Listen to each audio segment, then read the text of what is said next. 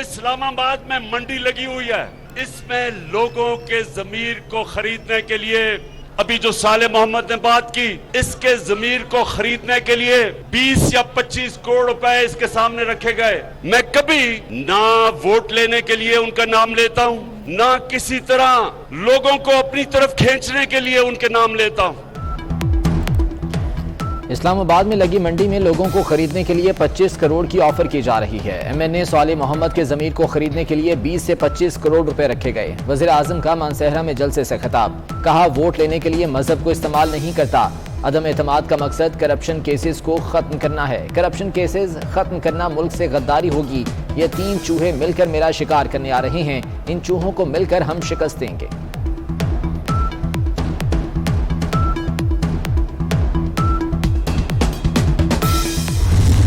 मैं हर जलसे में अपने आप को कह के जाता हूं कि मैं फजल रहमान को डीजल नहीं कहूंगा, लेकिन करूं क्या? मैं जब खड़ा होता हूं तकरीर करने के लिए तो सारे पंडाल से डीजल की आवाजें आनी शुरू हो जाती हैं। वजीर आजम की मौलाना फजलुर रहमान पर फिर तनकीद, कहा जब तकरीर के लिए खड़ा होता हूं तो पंडाल से डीजल की आवाज आना शुरू हो जाती है। हर जलसे में अपने आप को कहकर जाता हूं कि फजलुर रहमान को डीजल नहीं कहूंगा। खुदकशी हराम नवे मां बजान पर बारूद तना देवे और द पार्लियामेंट के देता मुनाफिकीन में टोलो लो करी वे जे बिल्कुल दे तो बुनियाद खत्म शी जे चौक दे मामूल सौदा के।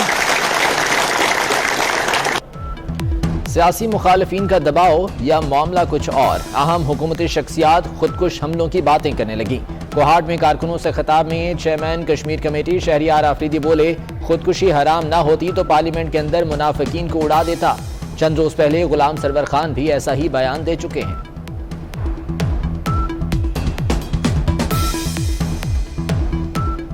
मेरा तो खुद बम्बार कोश बनने को जी चाहता है कि जहां ये सारे मुल्क के दुश्मन, दीन के दुश्मन बैठे हो तो मैं खुद बम्बार का धमाका करके इन सारों को ना दूंगा। कुल 24 मरतबा असेंबली के हाजिर मेंबरान की उपात पर हाउस की कार्रवाई के बगैर इजलास मुलतवी किया जाता रहा है। लिहाज आज भी हम मुअज़्ज़ज़ मेंबर की उपात पर इजलास की मजीद कार्रवाई की बगैर मुलतवी करते हैं। हाँ, वोट ऑफ नो कॉन्फिडेंस की करारदाद पर मैं आइन और असेंबली कवायद के मुताबिक कार्रवाई करूंगा। The house is adjourn to meet again on Monday the 28 March 2022 at 4 PM। तहरीके अदम एतमाद पर पेशरफ ना हो सकी। कौमी असम्बली का इजलास 28 मार्च तक मुलतवी। स्पीकर का अपोजिशन लीडर शहबाज शरीफ को असम्बली में बोलने की इजाजत देने से इनकार। अपोजिशन अराकीन का एहतजाज। अदम एतमाद पर आइन और कानून के मुताबिक कार्रवाई होगी। स्पीकर असद कैसर की रूलिंग। ऐवान में ख्याल जमान समेत वफात पाने वाले अराकीन असम्बली साबिक सदर रफीक तारड़ के लिए फातिहा खानी की गई।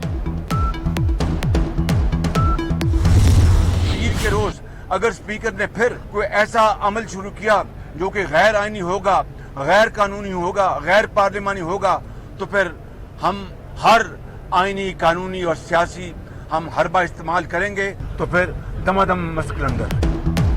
अपोजिशन लीडर और मुस्लिम लीग नून के सदर मियां शहबाज शरीफ ने असम्बली इजलास में कुछ बोलना चाहा, मगर स्पीकर असद कैसर इजलास मुलतवी का ऐलान करके ये जा वो जा। बात की इजाजत देना तो दूर की बात, स्पीकर ने तो मेरी तरफ देखा तक नहीं।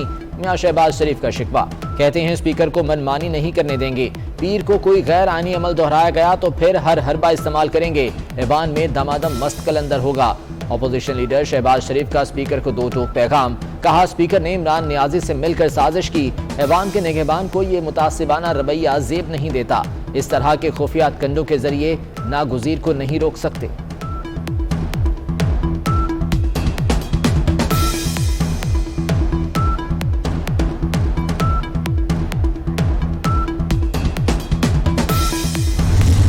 वज़ीर आज़म साहब मुकाबला से भाग रहा है। इस स्पीकर ने इमरान का सहूलतकार बन के ना सिर्फ आज का डेट से भागे हैं, अदम एतमाद का जमहूरी हथियार इस्तेमाल करके हमें सिलेक्टेड को गैर जमहूरी शख्स से हम जमहूरियत का इंतकाम लेंगे। जैसे ही ये सिलसिला अगला नेशनल असेंबली के सेशन से शुरू हो जाता है, इमरान खान साबिक वजीर आजम बन जाए। बिलावल भुट्टो जरदारी की भी स्पीकर पर तनकीद। बोले स्पीकर असद कैसर इमरान खान के सहूलतकार बन गए। वजीर-ए-आज़म मुकाबले से भाग रहे हैं, जमहूरियत के जरिए इंतकाम लेंगे। वजीर-ए-आज़म इमरान खान अक्सरियत खो बैठे, अगला वजीर-ए-आज़म इलेक्टेड होगा। असेंबली के आइंदा सेशन में इमरान खान साबिक वजीर-ए-आज़म हो जाएंगे। हुकूमत की बात हो रही है आइन के बनाने के लिए, इसके लिए 18वीं तरमीम तक आपने काबिश है कि क्या इसका तस्वुर है कोई ऐसा? बेटा तस्वुर का सवाल नहीं है, एलाइज भी तो मिल सकते हैं ना, और एलाइज बना सकते हैं। सर सारे लोगों की नजरें आप पर हैं, आप इससे पहले भी ये तजर्बा कर चुके हैं, कितने फीसद कॉन्फिडेंट हैं आप? इंशाल्लाह मेरे मौला ने चाहा तो 100%। इस बार कच्चा हाथ नहीं डाला, इमरान खान बच नहीं सकते। अदम एतमाद की तहरीक 100% कामयाब होगी। साबिक सदर आसिफ अली जरदारी का मुत्तहिदा अपोजिशन के इजलास से खिताब। अपोजिशन अरकान को मुतमईन रहने, एहतजाज न करने का मशवरा। सहाफियों से गुफ्तगू में बोले स्पीकर का रवैया हमेशा गैर जमहूरी रहा। कौमी हुकूमत के तस्वुर का सवाल नहीं, अलायंस तो भी बन सकते हैं।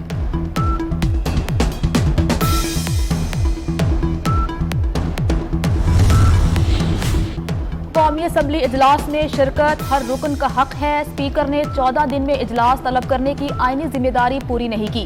वज़ीर-ए-आज़म ने अपोजिशन को धमकी दी, 10 लाख अफराद को इकट्ठे होने का कहा। अरकान असम्बली को इन लोगों के दरमियान से गुजर कर जाना होगा। खून रेजी का खतरा है। अपोजिशन लीडर शहबाज शरीफ का स्पीकर, सेक्रेटरी दाखिला, चीफ कमिश्नर IG इस्लामाबाद को खत।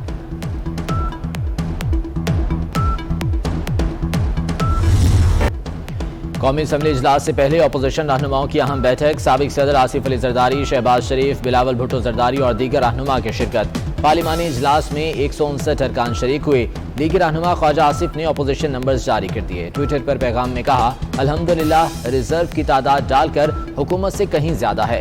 ख्वाजा साद रफीक की पार्लिमानी पार्टी के इजलास में साथियों के हमरा सेल्फी। अपोजिशन वफ्द की सेक्रेटरी असम्बली से मुलाकात। अली वजीर के प्रोडक्शन ऑर्डर्स की दरख्वास्त जमा करा दी।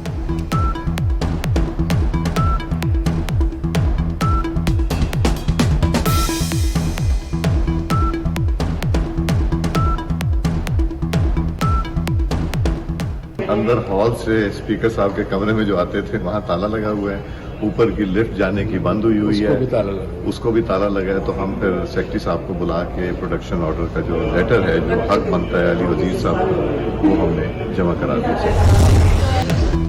शर्म की हद होती है, बेशर्मी की नहीं। असम्बली इजलास मुलतवी होने पर कामरान मुर्तजा का तबसरा। लीगी रहनुमा राना सनाउल्लाह बोले हुकूमत के पास सिर्फ 10 दिन रह गए। अदम एतमाद की तहरीक के लिए दिन फिक्स हो चुका।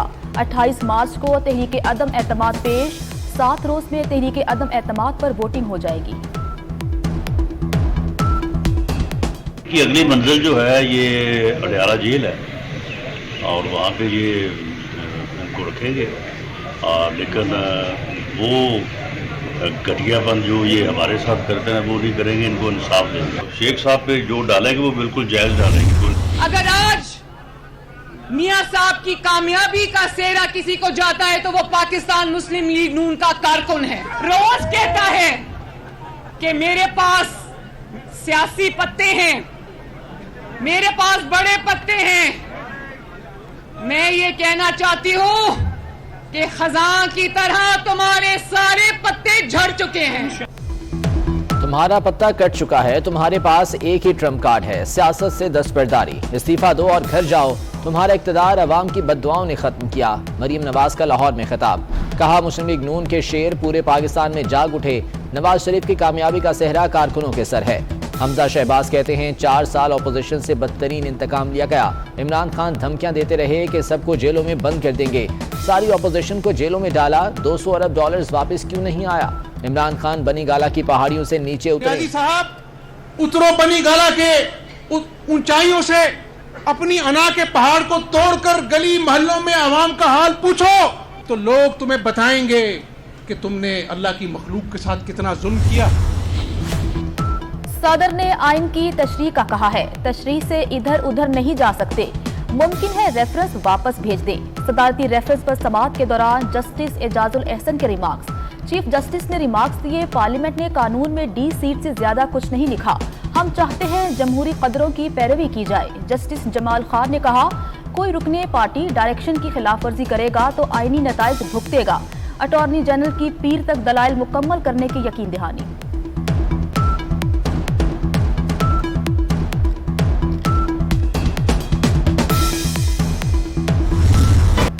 आइन में कहीं वाजे नहीं कि पार्टी से वफादार रहना है या नहीं। आर्टिकल 62(1)(f) में नाअहली की बात नहीं की गई। अटॉर्नी जनरल साहब, आपको बताना होगा कि रुकन ताहयात नाअहल कब होगा।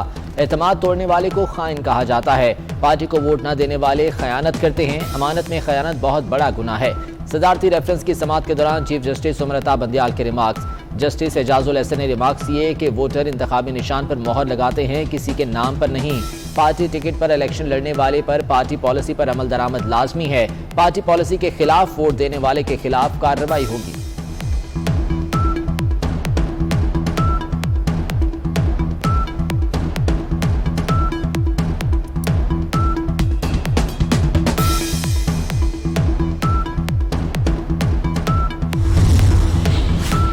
क्या कोई रुकन वज़ीर-ए-आज़म पर अदम एतमाद का इजहार कर सकता है? वज़ीर-ए-आज़म मुल्क के खिलाफ कोई फैसला करे तो क्या कोई रुकन मुखालिफत नहीं कर सकता? सदारती रेफरेंस से पहले हुकूमत ने पार्लिमानी लीडर से मुशावरत क्यों नहीं की? जस्टिस जमाल खान मंदोखेल के रिमार्क्स।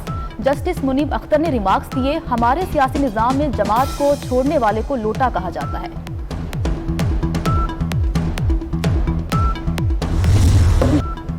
तहरीक इंसाफ का एक और रुकन नाराज। रुकन कौमी असम्बली रियाज मजारी के हुकूमत से तहफ़्फ़ुज़ात सामने आ गए। रियाज मजारी ने शहबाज शरीफ से भी मुलाकात की। रियाज मजारी का कहना है, 1 साल हो गया वज़ीर आज़म मिले ना वज़ीर आला पंजाब, हमें इज्जत नहीं दी जा रही।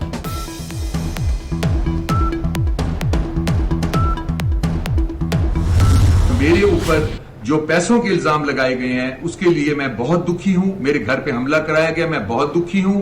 और जो प्राइम मिनिस्टर ने बात की हमारे बच्चों की निकाह की, उसके ऊपर मैं बहुत दुखी हूं और मैं इस पर एहतजाज करता हूं। और मैं ये भी सोच रहा हूं कि जो मेरे ऊपर झूठे पैसों के इल्जाम लगाए गए हैं उसके लिए मैं हद तक इज्जत का दावा करूं।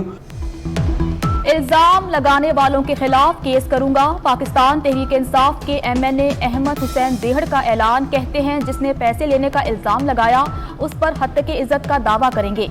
वो बहुत दुखी हैं। घर पर हमला कराया गया, बच्चों के बारे में बातें की गई। वज़ीर आज़म को 5 मुतालिबात बता दिए। वज़ीर आज़म इमरान खान की ज़ेर सदारत सियासी कमेटी का इजलास। तहरीक एतमाद हुकूमती इत्तेहादियों के साथ राब्तों पर मुशावरत। 27 मार्च के जलसे की तैयारियों का जायजा। वज़ीर आज़म इमरान खान कहते हैं अदम एतमाद की तहरीक का आखिरी वक्त तक पता नहीं चलेगा। नए आर्मी चीफ का फैसला जुलाई अगस्त में होता है। आर्मी चीफ की मुद्दत का अभी नहीं सोचा।